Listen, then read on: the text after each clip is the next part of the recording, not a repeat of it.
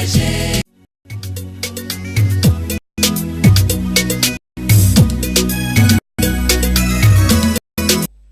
téléspectateurs, nous voici revenus.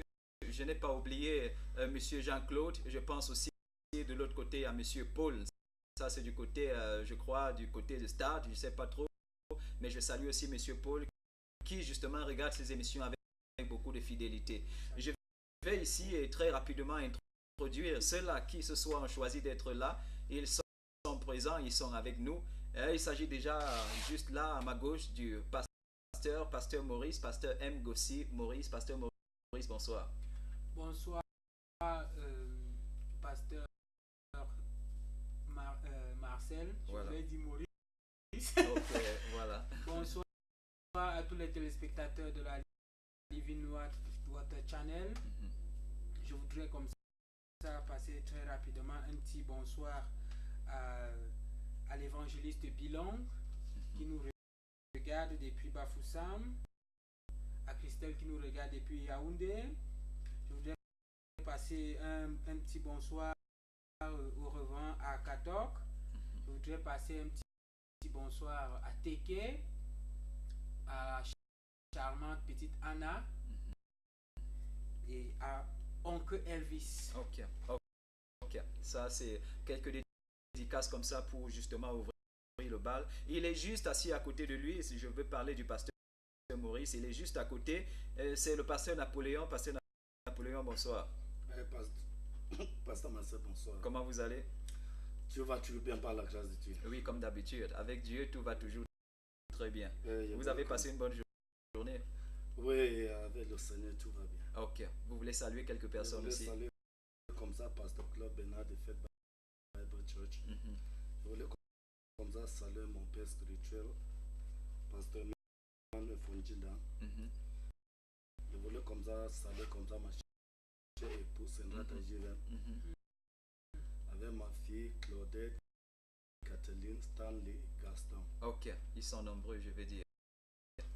Ok, Dieu vous a suffisamment béni. Alors, déjà, je rappelle les numéros, chers téléspectateurs, vous êtes à la maison, c'est le 656, ça c'est un numéro orange, je crois, le 656 03 04 61. Je reprends, 656 03 04 61. Le numéro MTN, c'est le 651 54 38 64. Je reprends, 651 54 38 et 64. Voilà, on a un petit problème de baisse de tension, chers téléspectateurs. Ne quittez pas, justement, voilà, la baisse de tension va être régularisée, après quoi ce serait assez clair. Franklin, donc voilà, nous sommes en direct, vous nous excusez pour le petit problème de baisse de tension que nous avons ici au studio. Nous allons poursuivre avec l'émission pour ne pas vous perdre du temps justement à la maison. Et la première question, bon, j'espère que c'est une question, je voudrais déjà quand même qu'on se rende compte si c'est un fait qui est évident. Je commence avec vous, pasteur Maurice. Est-ce que quand on parle de déviance des enfants de certains leaders, est-ce que c'est déjà un fait qui est constaté, un fait qui est avéré? Est-ce que vous partagez cet avis-là que justement d'ici à là, je vais dire, si on fait le tour du monde, on se rend compte que dans la plupart des cas, les enfants des leaders ont choisi une autre voie toute contraire, je dis bien toute contraire à celle de certains de leurs parents. Merci pasteur Marcel pour cette entrée. Je dirais que les enfants des leaders, le constat il est alarmant. C'est vrai que c'est pas tous les enfants des leaders, mais le constat est alarmant.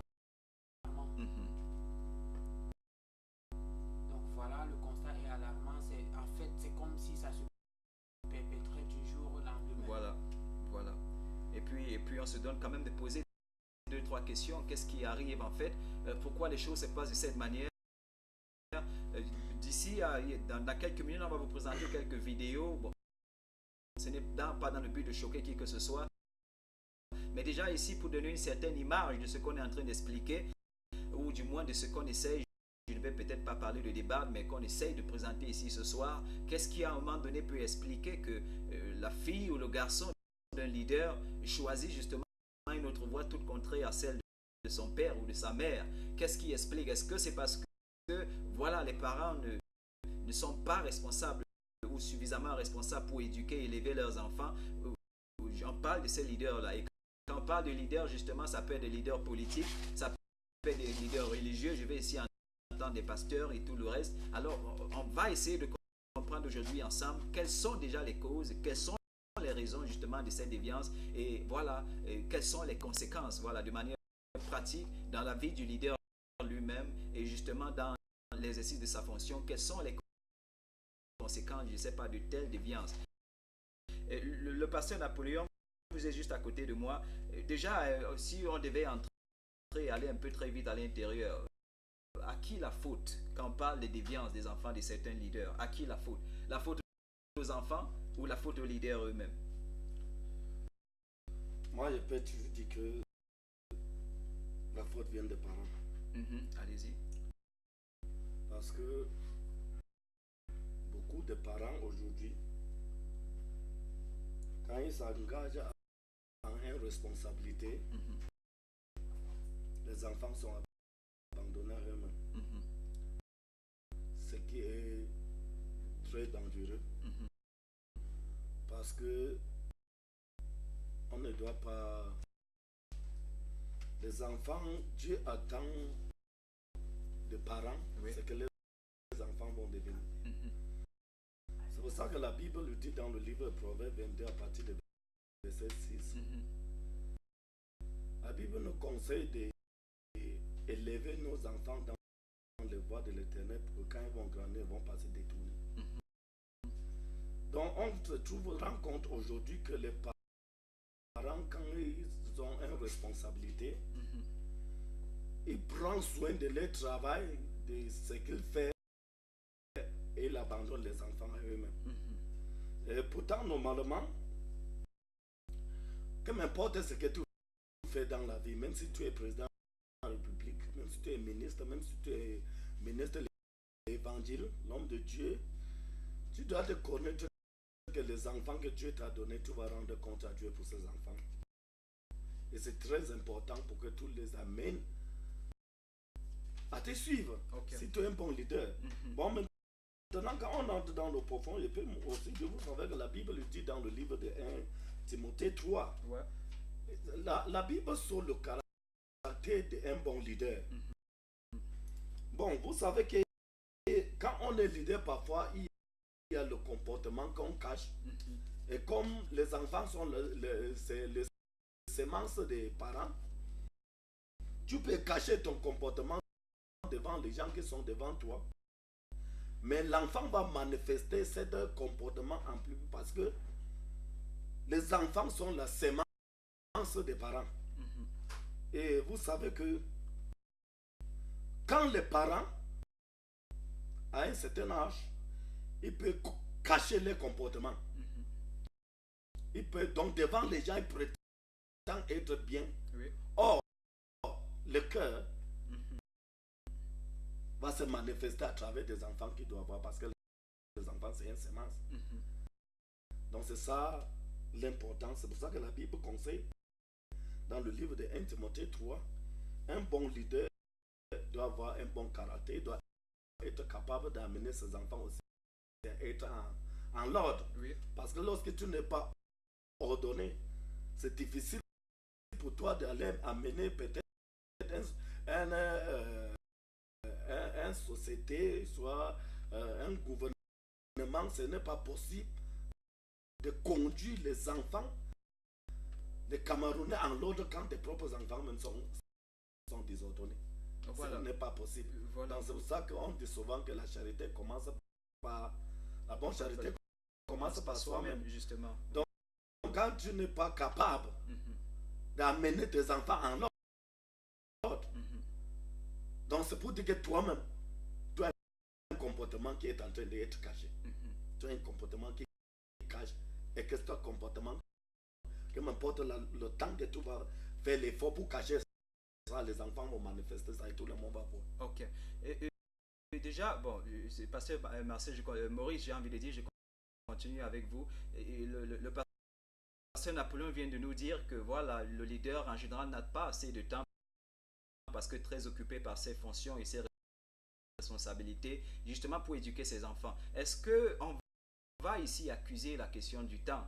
La plupart des leaders, justement, deviennent leaders ayant déjà fait beaucoup d'enfants ou alors ayant déjà fait la plupart de leurs enfants. Est-ce que justement ici, on va accuser la question du temps? Parce qu'on sait qu'avant d'être leader, ils avaient quand même assez de temps pour élever leurs enfants. Est-ce que justement, lorsque voilà, ils deviennent leaders, le fait que les enfants se comportent d'une manière qui n'est pas toujours explicable n'est justement pas le reflet que voilà, les parents sont eux-mêmes d'une manière particulière un peu irresponsable? Pasteur Marcel, je ne dirais pas comme toi qui est en train de dire que en fait certains ont déjà, avant d'être leaders, ont déjà fait les enfants. Beaucoup sont ceux-là qui sont déjà leaders avant de faire les enfants. Bon, maintenant, il y a une chose que je voudrais relever ici, ce qui est dans les causes. Déjà, la première des choses, c'est la recherche constante et permanente d'argent. Ok. À cause du fait qu'on est attaché à la recherche constante et permanente d'argent, alors on manque à ses devoirs les parents. Ça, c'est d'un. Ouais. Maintenant, de deux, il y a ce qu'on appelle l'inconscience. Excusez-moi le terme. Beaucoup de parents sont inconscients. Oui. Et cette inconscience se répercute sur les enfants. Ce n'est pas parce que ils n'ont pas éduqué les enfants, oui, mais c'est parce qu'à un moment donné, ils sont inconscients. D'où vient l'inconscience? L'inconscience vient du fait qu'on laisse l'enfant, en fait, on ne conscientise pas l'enfant, on ne se rend pas déjà premièrement compte, oui, que à cause du fait qu'on est leader, on devrait enseigner l'enfant à se tenir. On devrait enseigner l'enfant à se tenir. Alors, à cause de cette inconscience, l'enfant peut se retrouver en train de faire des choses, je sais pas moi, de sortir, comment dire, de salir l'image de son père. Donc, voilà, donc je disais que l'une des causes majeures, c'est la recherche constante et permanente d'argent. Si comment dire, le parent est à la recherche constante et permanente d'argent, ça fait que il n'a plus de temps pour lui-même. Okay. En fait, il n'a plus de temps pour les enfants. Je veux parler du père. Oui. La maman aussi de son côté. Pas seulement les leaders. Hein. Oui. Je te prends les Bayam Selam. Si elle sort à 6 h, elle rentre à 18 h. Quand les enfants sont fatigués, ils ont déjà joué, ils ont déjà fait ci, ils ont déjà fait ça. Donc ce n'est pas seulement... on parle des leaders juste parce que ce sont ceux-là qui sont vus. Mais même au bas niveau, c'est grave. C'est pourquoi tu vas voir l'enfant de la Bayam Selam va se trouver derrière les cacahuètes en train de fumer ce que ambassadeur de réveil matinal appelle le lop. Qui est le chanvre, les cocaïnes et tout ça. Et c'est comme ça que demain il va se retrouver en train d'agresser. Pourquoi? Parce que la Bayam Selam, le commerçant X qui a épousé une Bayam Selam, n'ont pas eu le temps pour canaliser l'enfant. Et voilà la dérive. Voilà la dérive. Voilà. Je vais prendre peut-être avant que vous ne me preniez la parole, je vais prendre un second cas. Peut-être dans comment dire ça, je vais rentrer dans les leaders d'église. Il y en a beaucoup qui veulent faire même le travail qui veulent faire même au-delà même de celui qui les a appelés, au point où ils oublient la famille. Ils oublient que l'église commence d'abord à la maison. La première église qu'un homme de Dieu doit avoir, c'est sa famille. Le pasteur Napoléon rappelait le livre tout à l'heure, qui le dit, que celui qui aspire aux charges d'évêque doit d'abord être marié d'une femme et être tenir sa maison. Voilà, ça veut dire donner des bonnes directives, enseigner la parole, conduire ses enfants selon la parole de Dieu. Donc voilà. Il y a un dicton, ça c'est le pasteur Napoléon, qui dit habituellement qu'on accouche un enfant, on n'accouche pas son cœur. C'est-à-dire on accouche un enfant, on n'accouche pas son cœur. Vous partagez ce point de vue. La plupart du temps, ceux qui donnent le dicton, ou du moins ceux qui parlent de cette manière, ces points peuvent justifier le fait que certains enfants ont choisi d'avancer dans une autre voie qui n'est vraisemblablement pas la leur. Non, mais pasteur Marcel, excuse-moi, ça c'est pour des parents qui veulent trouver des échappatoires pour comment dire, justifier le fait qu'ils n'ont pas été à la hauteur de leur responsabilité. Vous partagez le point de vue, pasteur Napoléon. Vous savez que c'est le langage que, parce que dans la voiture, je prêche beaucoup. C'est le langage que beaucoup de parents qui fuient leurs responsabilités et aiment tenir ce langage pour dire que quand on accouche l'enfant, on n'accouche pas le cœur de l'enfant. Moi, je peux dire que c'est faux. Tu ne peux pas semer un grain de maïs, tout par le lendemain trouver un grain d'haricot. C'est impossible. Ça ne marche pas. Ça ne peut pas marcher. Donc le grand problème est que quand les hommes ne connaissent pas pourquoi Dieu les a créés, quel but, qu'est-ce que Dieu attend d'eux sous la terre, on va se trouver là où on se trouve aujourd'hui. Parce que les hommes n'ont pas compris.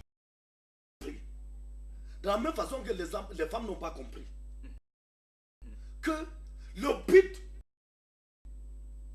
des hommes que Dieu a créés sous la terre, si le problème c'était de construire les immeubles, les voitures, Dieu pouvait faire ça pour l'homme. Le grand problème c'est de mettre l'homme en ordre. Ça va quand tu regardes dans le livre de Proverbes 29, verset 17, la Bible parle de disciplinez vos enfants. La Bible parle de discipline.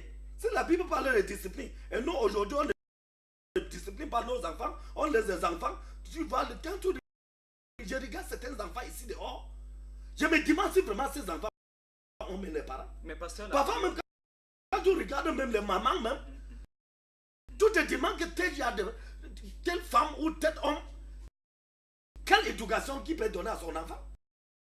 Qu'est-ce que vous mettez dans discipline? Je voudrais quand même qu'on dise des choses et puis qu'on les présente quand même sous un aspect assez pratique. Quand la Bible parle de discipline, c'est de mettre les enfants en ordre.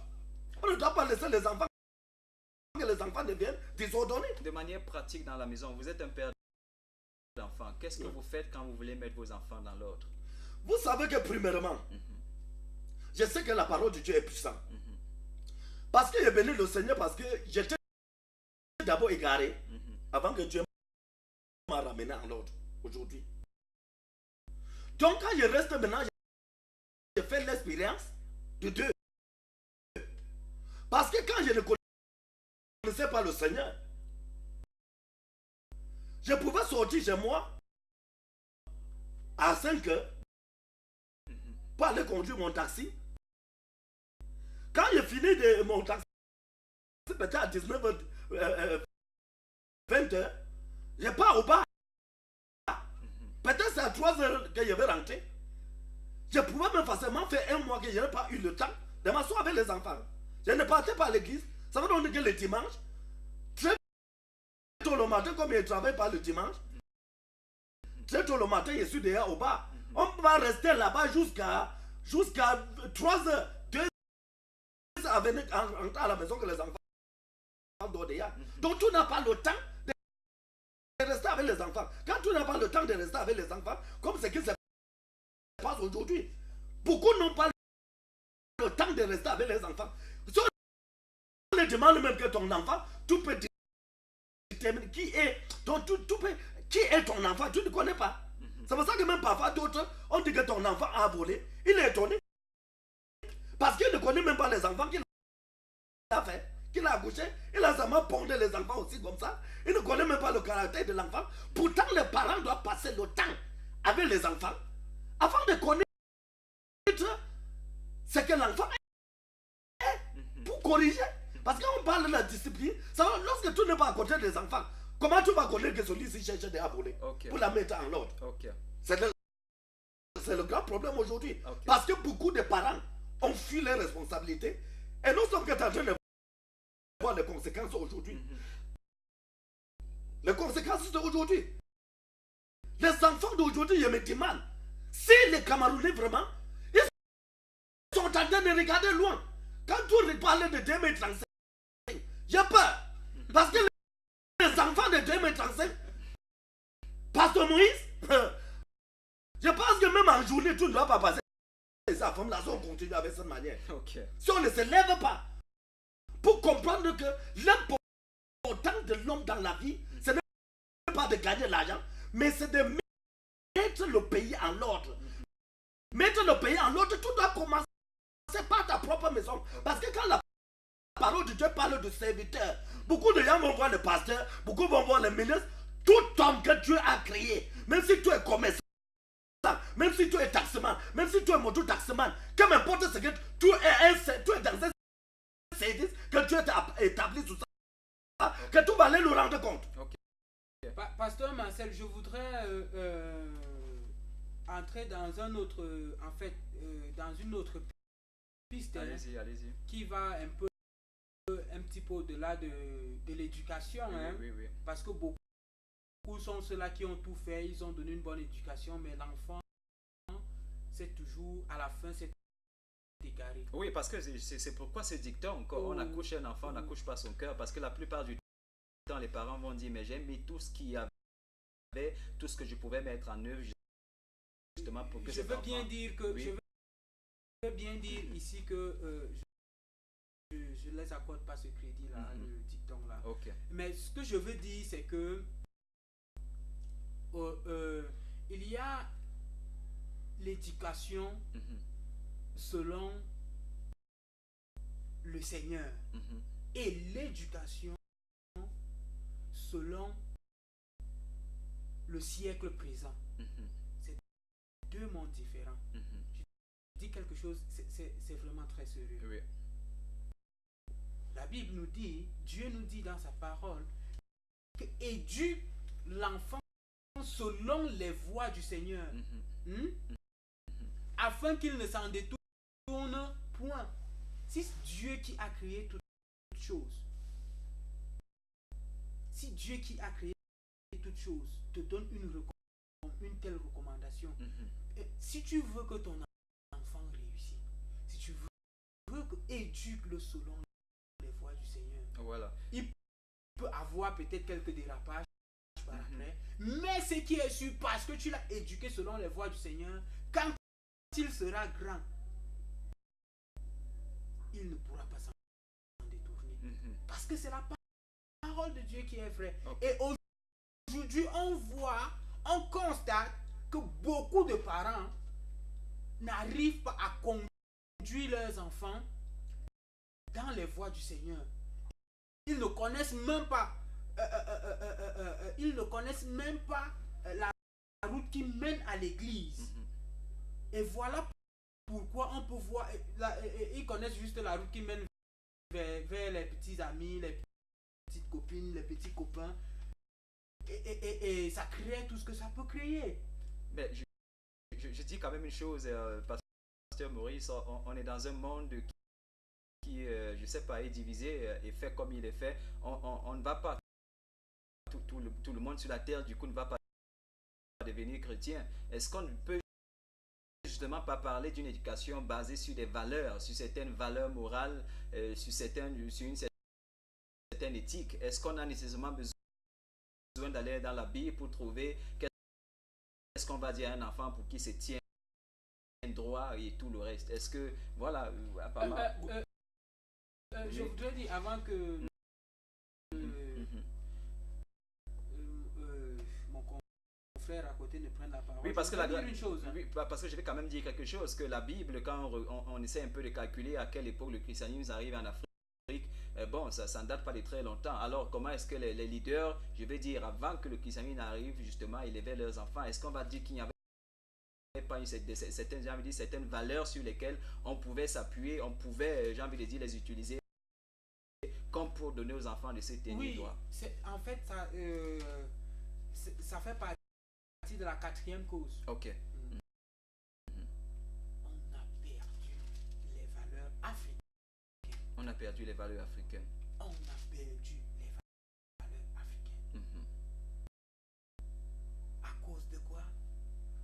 À cause de la technologie. On est entré dans la technologie aveuglement. Et un peu la voix. Je voudrais dire qu'on a perdu les valeurs africaines. On a perdu toutes nos valeurs africaines. Et on se retrouve dans ce qu'on se retrouve aujourd'hui. Oui. À cause de quoi? À cause de... comment dire ça?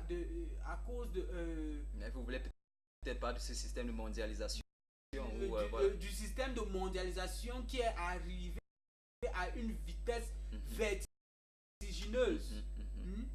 À cause de la technologie qui est arrivée à une vitesse vertigineuse. Aujourd'hui, quand tu vois l'enfant est placé devant la télé, mon ami, demain il va commencer à te raconter un certain nombre d'histoires que toi-même, ça va t'étonner. Rien que par là, pendant qu'on n'arrive pas à canaliser, à éduquer même nos enfants sur ce qu'ils doivent voir, sur ce qu'ils doivent visionner, alors, parce que si on commence à éduquer nos enfants sur ce qu'ils doivent visionner, alors ils auront un certain nombre d'éducations. Mais si on ne leur dit pas, alors tout ce qu'ils verront va les éduquer. Voilà. Tout ce qu'ils vont voir, tout ce qu'ils vont visionner, ça va les éduquer. Et puis, bienvenue la dérive. Ok. Et on a quand même déjà un message ici qui nous dit, je crois le téléspectateur semble, je sais pas, avoir la même chanson que vous. La Bible dit, éduque l'enfant selon la voie spirituelle, afin qu'étant grand, qu'il ne s'en détourne point.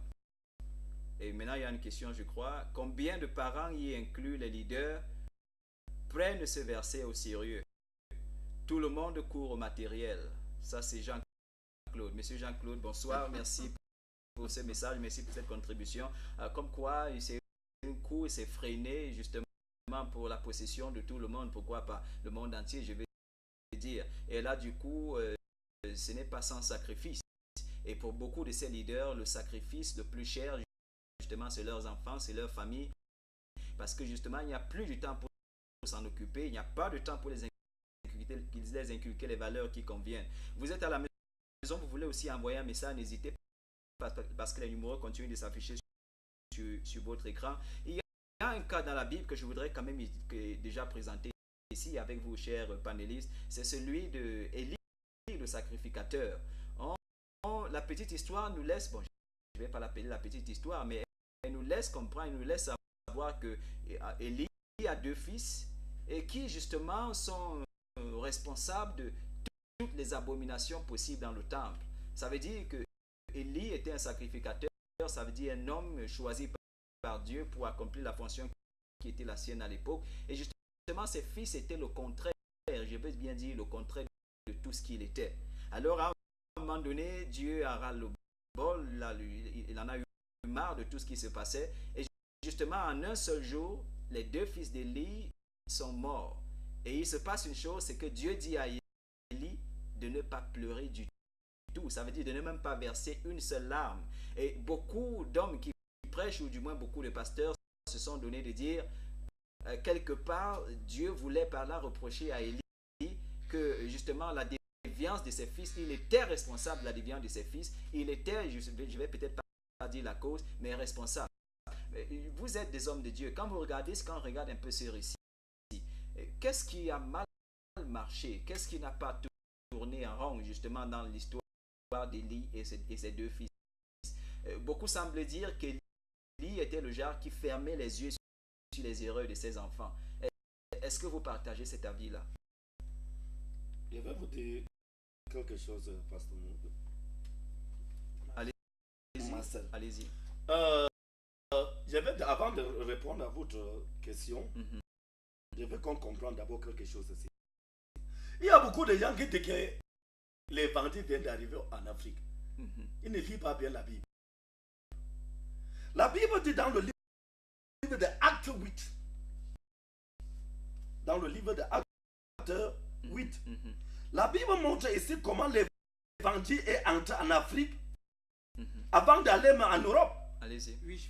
Donc quand tu regardes le livre de Actes 8, à partir du verset 26, tu vois que l'évangile est entré en Afrique.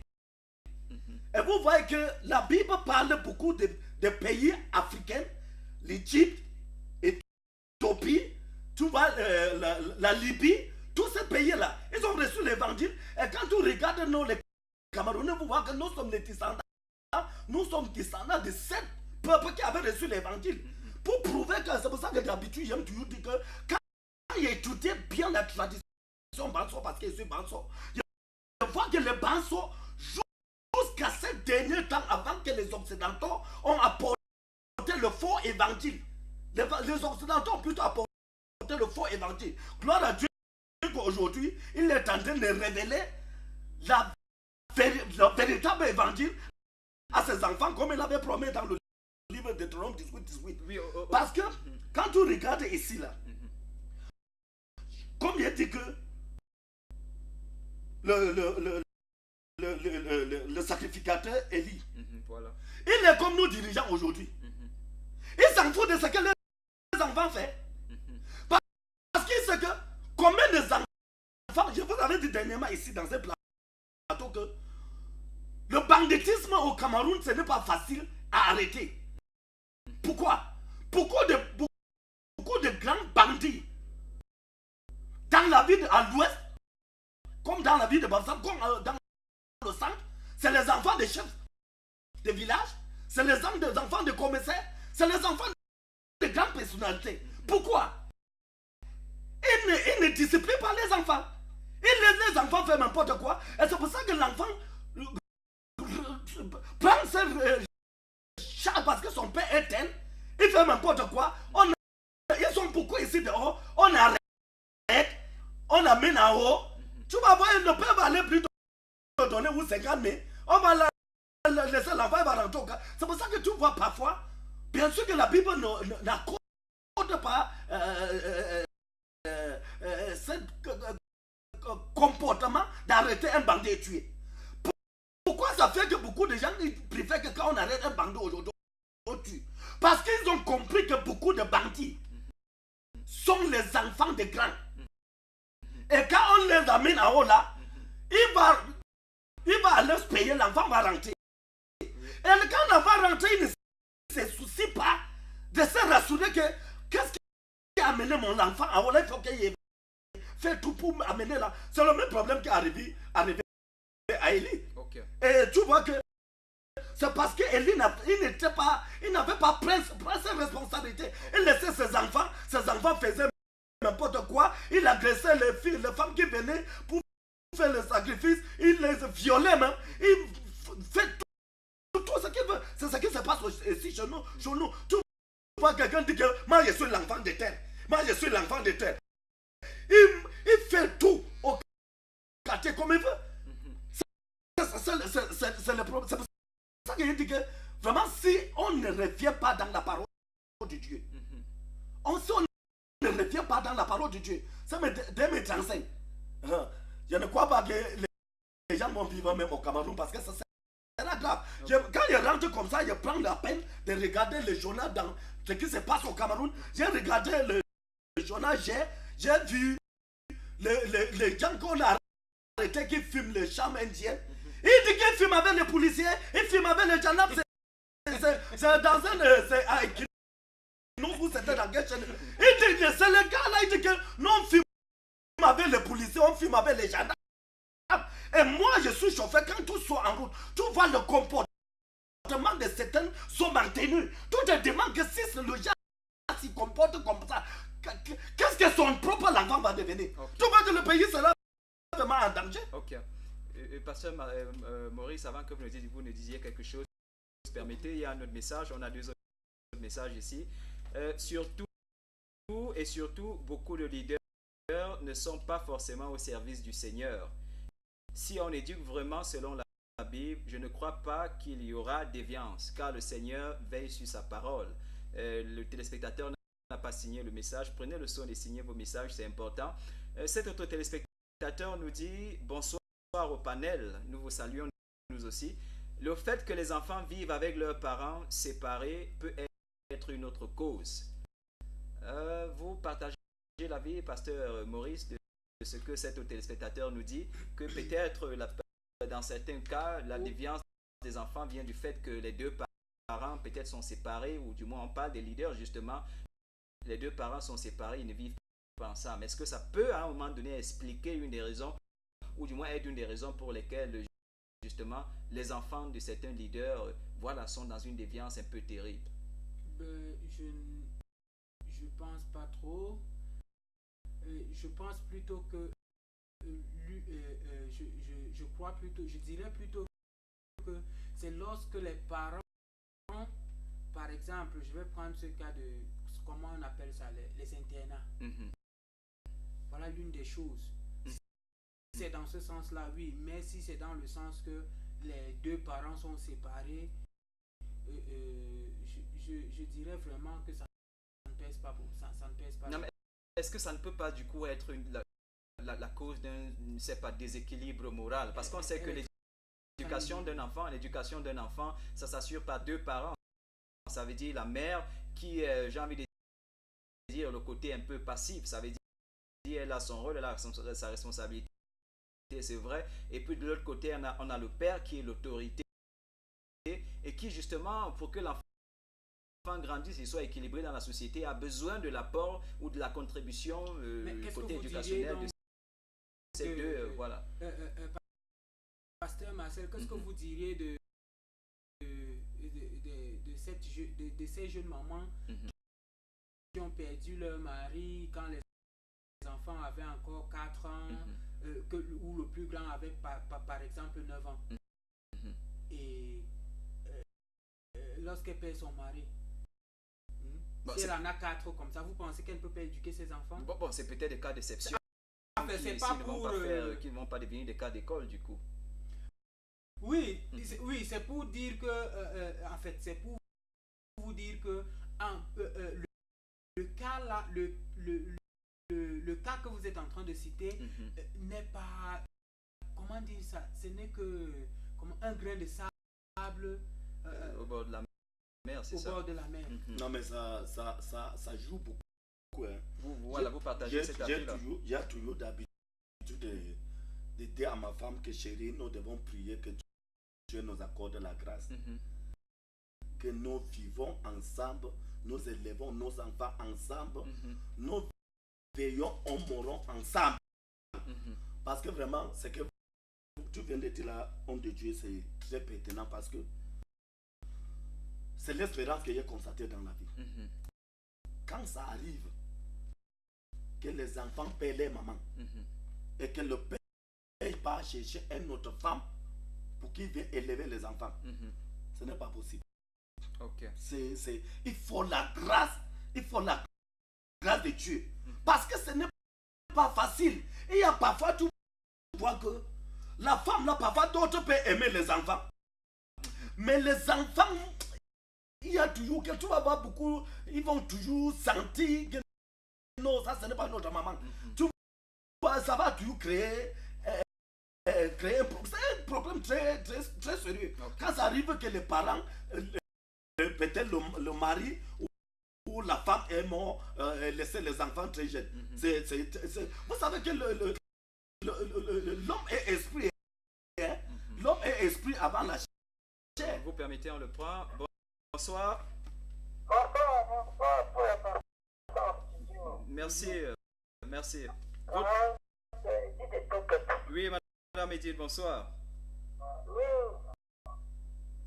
En ce qui concerne le débat de ce jour, vraiment, c'est un débat très pertinent. Moi, je voudrais apporter ma modeste contribution. Et qu'est-ce que je voudrais dire? Oui. Je veux dire vraiment, en ce qui concerne l'éducation des enfants, la plupart du temps, même, ça vient des leaders. Et aussi, ça vient aussi des enfants. Parce que l'expérience a montré que quoi, qu'il y a eu certains âges. Moi, si tu es l'enfant, tu veux dire. Mais à l'âge de la puberté, il faudrait aussi vraiment que tu conseilles beaucoup l'enfant à cet âge-là. Après que l'âge de la puberté est passé, il y a maintenant aussi, quand l'enfant a des diplômes jusqu'à elle a le bac, ou il a le bac et qu'il faut l'envoyer à l'université. Il y a une université comme par exemple à l'enfant dans une université d'État, c'est à Tchankou à l'Est.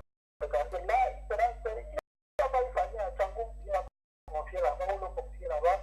Ça serait difficile. Il faut bien l'appartement là. Elle est libre ou bien il est libre. Il pourra s'attacher à de mauvaises amies qui pourront l'amener à tout. Oui, qui pourront l'amener à acheter le chambre interne. Les femmes qui pourront le mauvais de compagne, qui pourront l'amener à être prostituée. Donc, moi je pense vraiment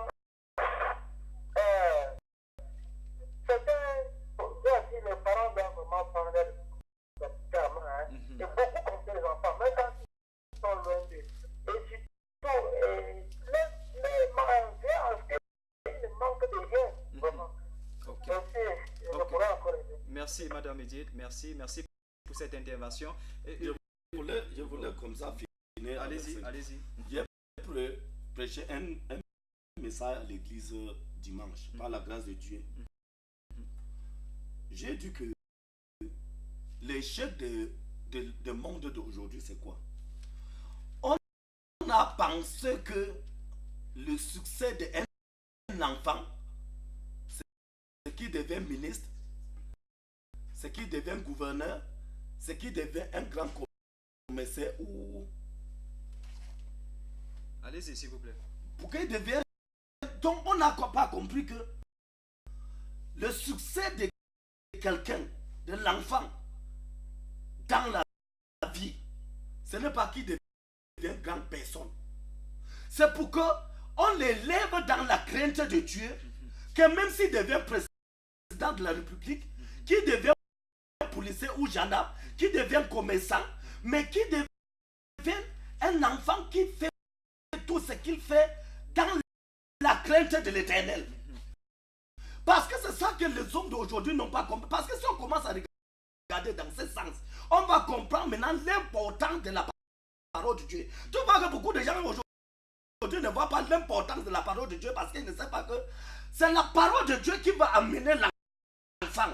Avant que s'il devient ministre demain, il va devenir un bon ministre. Parce que tout le monde cherche aujourd'hui à avoir le bon travail. Mais il ne veut pas être bon. Il faut d'abord être bon avant de chercher le bon travail. Okay. Par exemple, aujourd'hui, tu vas voir beaucoup de parents. J'ai porté un papa l'autre jour. Il disait que s'il arrive, chez moi, je vois ma fille dit que son mari, c'est un policier. Il dit qu'il va prendre la machette. Wow. Mais il a amené le papa à comprendre. Ce travail n'est pas mauvais. Mais c'est les gens qui font ça qui sont mauvais parce qu'ils sont très mal élevés. Si les parents les avaient élevés dans la crainte de Dieu, il y a le policier qui craint Dieu. Il y a le militaire qui craint Dieu. Il y a le ministre qui craint Dieu. Il y a le gouverneur qui craint Dieu. Donc le problème, c'est ce qu'on appelle l'éducation de base. L'éducation de base, ce n'est pas de notre notion d'aujourd'hui. Je me rappelle que quand nous grandissait, quand tu faisais quelque chose, ton comportement n'était pas bien. En anglais, on va dire que lack of home training. Home training. Donc quand on parle de home training maintenant, de l'éducation familiale, donc tu comprends que tous les parents ont cette devoir de chercher à connaître la volonté de Dieu afin d'élever les enfants dans la crainte de Dieu. L'enfant qu'on est élevé dans la crainte de Dieu, selon le livre de Proverbes 22 à partir du verset 6. Même si, parce que l'enfant n'est pas à l'université de Bouya à 5 ans ou à l'université de n'importe quoi à 5 ans, il part déjà au moins à un âge, l'âge qui est déjà un peu mature. Ça va nous dire que si les parents avaient élevé cet enfant dans la crainte de Dieu, même s'il est à l'université de quoi que ce soit, même si c'est les loges, même si c'est la prostitution, non, il connaît sa position. Il appartient. Il dit qu'il appartient au ciel. Il ne peut pas se compromettre. Parce qu'il veut donner un témoignage ici. Il y a certains enfants, quand on avait commencé un peu, j'ai un ministère ici là-bas, il préparait pour aller à l'université. J'ai commencé à les enseigner sous le plan de Satan. Quand tu étudies par exemple le livre de Daniel, tu vois comment Daniel Satan a mis des go. Quand il était à l'étranger, là on les avait pris en captivité. Vous voyez qu'on a commencé à les préparer, à les présenter la nourriture de Babylone. Comme c'est les enfants qu'on les avait élevés dans la crainte, ils avaient la connaissance de la parole de Dieu. Il sait que nous, ceci là-bas, détruit ma sagesse. Est-ce que beaucoup de parents ne comprennent pas aujourd'hui que le sexe détruit l'enfant plus que tout? C'est un fois que le diable passe par là pour détruire beaucoup des enfants. Beaucoup ne savent pas que les choses qu'on mange partout, aller au funérailles, manger là, on ne sait pas que ça rend les enfants bêtes. Est-ce que vous êtes au courant? Quand tu amènes les enfants chez les marabouts, le marabout doit détruire l'intelligence de l'enfant. Mais pour combien de parents, surtout on est ici à l'ouest, que les gens sont très ignorants de la parole de Dieu. Et tout va le fruit de ce qu'ils ont sémé dans la vie des enfants, comme ce que nous trouvons ici dehors. Ok. Pasteur, Pasteur Maurice, vous aviez quelque chose à dire? Oui, je voudrais qu'on revienne un petit peu sur le cas que tu as évoqué dans la Bible parlant des enfants d'Élie. Je voudrais dire ici que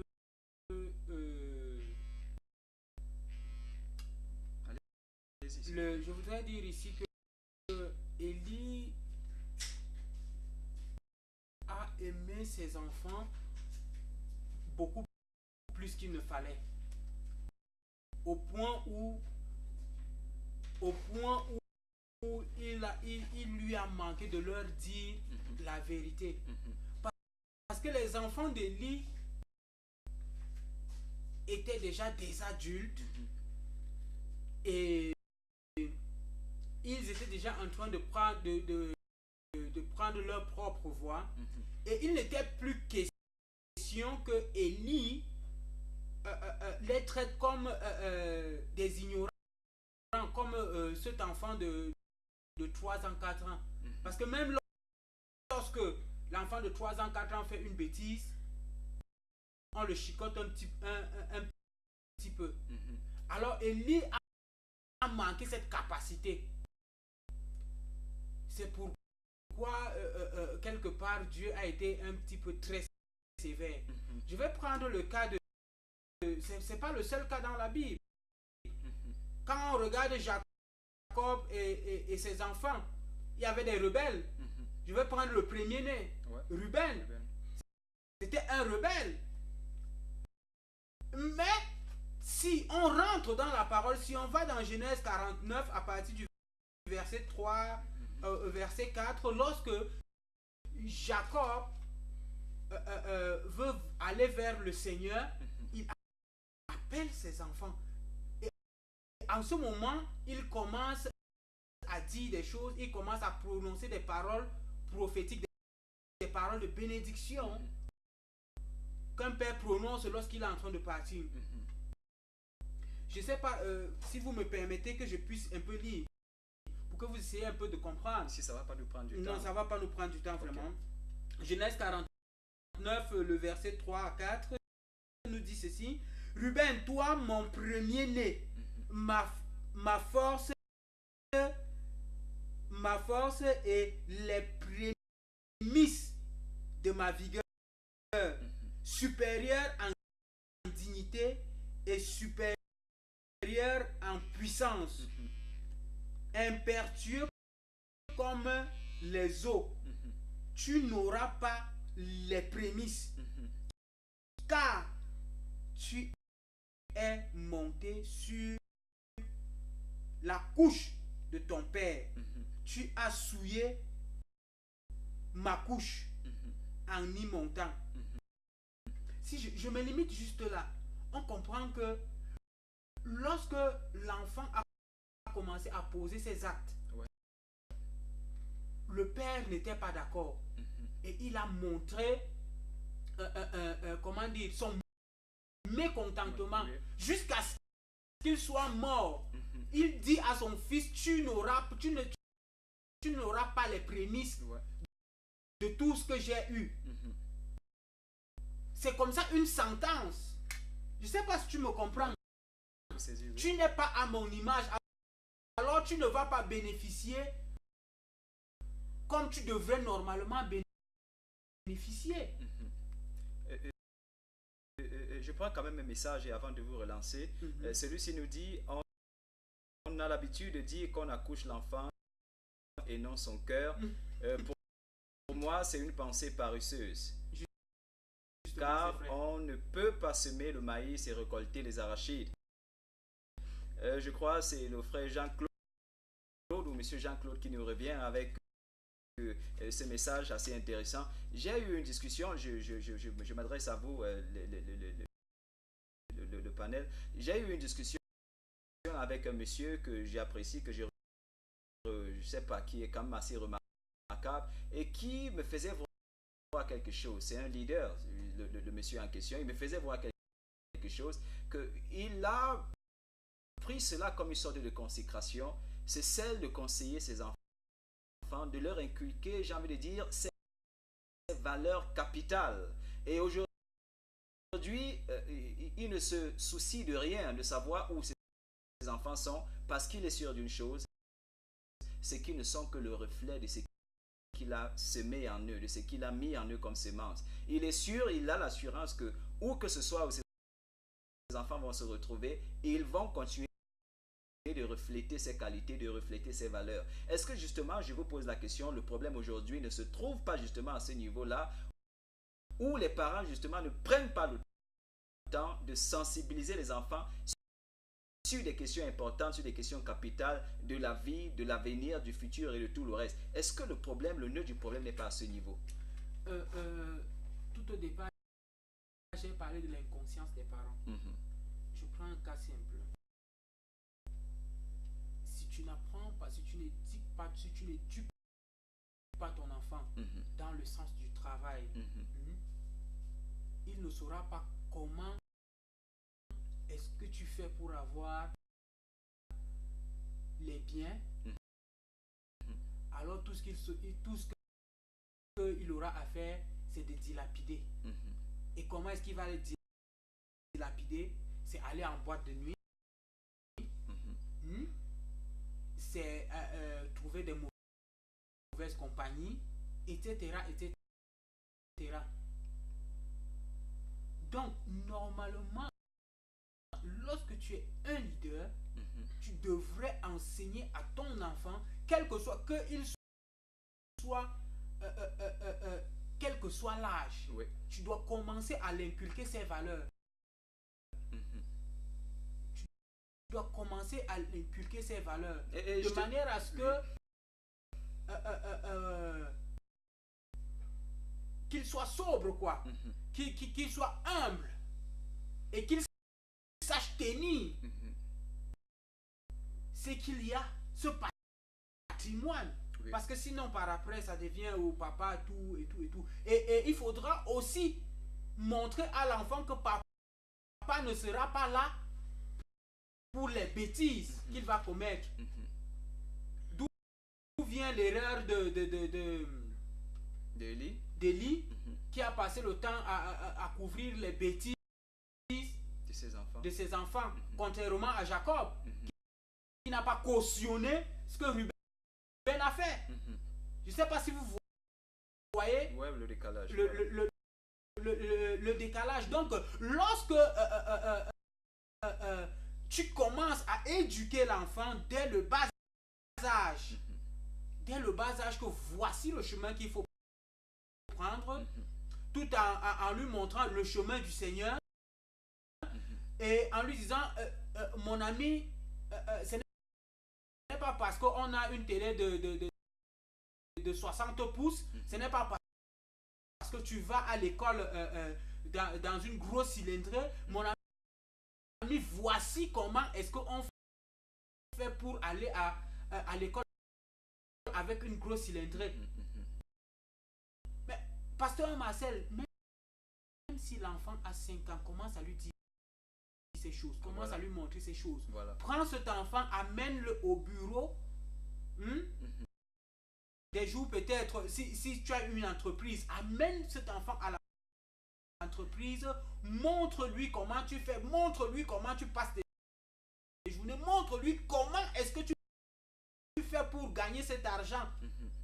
Quand tu commences à faire ces choses, ce qui est sûr, c'est que c'est ce qui va rester dans sa tête. La nature a horreur du vide. Lorsque l'enfant, le cerveau de l'enfant est vide, alors la nature va l'enseigner. Et bienvenue la débandade. Et justement, pasteur Napoléon. Oui, je vais rentrer sur quelque chose ici. Là où je voulais que j'avais d'abord commencé. Allez-y. Pour voir l'ignorance des gens d'aujourd'hui. Nos parents, comme j'ai d'abord dit qu'ils avaient écouté l'évangile, ils ont transmis ça à les générations, de génération en génération.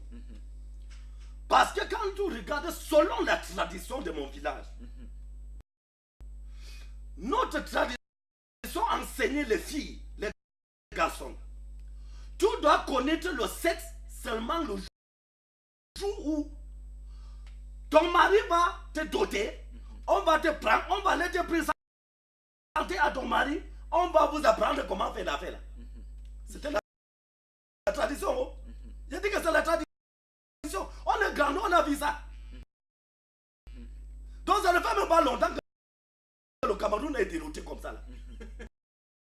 Nos parents nous apprennent que tout ne doit pas toucher ce qui ne t'appartient. On ne touchait pas. Je me rappelle qu'à l'âge d'au moins 7 ans, on était en train de jouer.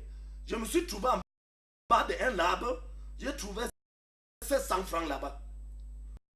Ou c'est quelqu'un qui a, ou s'était fait comment pour être aussi là-bas. Je suis couru aller chercher mon père. Je n'ai pas touché. Parti chercher mon père. J'ai montré ça à la distance. J'ai dit que papa, regarde l'argent là-bas. Donc je n'avais même pas de toucher. Qu'est-ce qui se passe aujourd'hui? Les Africains ont jeté la véritable tradition africaine. Parce que c'est quand j'ai demandé à quelqu'un, définez-moi ce que c'est que la culture. Vous bavardez même des choses que vous ne connaissez pas. En Banso, quand on parle de la culture, vous savez donc que on prenait le temps, on enseignait, on avait un semaine qu'on nous enseignait notre culture. On faisait quoi? On a toutes ces maisons qu'on est naissé, les enfants dans la sorcellerie aujourd'hui, au nom de la tradition. On dit qu'il y avait certaines là, quand tu approchais, on sait déjà que ici là, il faut qu'on commence à lui enseigner. On commence à t'amener dans cette maison. On t'amène à comprendre que, qu'est-ce qu'il faisait? Il dit que quelqu'un qui est déjà dans cette, quand tu es déjà au milieu des hommes, ici, lorsque tu bois derrière ici, sache que tu ne peux plus mélanger la femme avec d'autres personnes qui est ici. Comme c'est toute la famille qui était là. Sache que tu ne peux plus mélanger la femme avec.